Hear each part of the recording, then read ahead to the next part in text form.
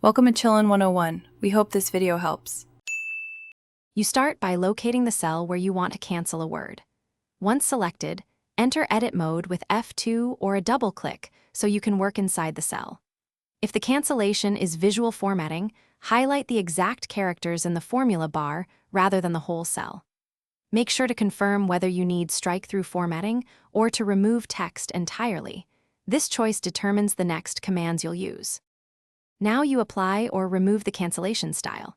Press Ctrl+1 to open Format cells, go to the Font tab, and toggle Strike-Through. Click OK to apply.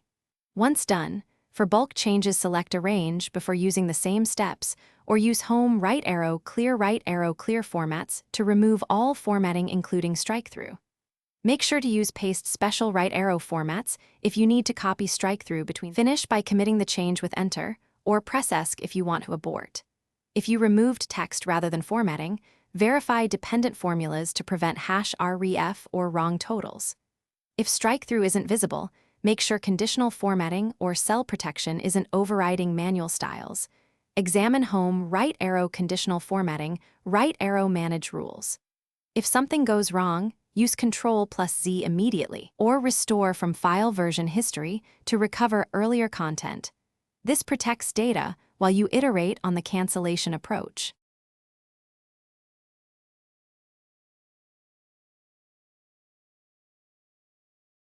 Thanks for watching.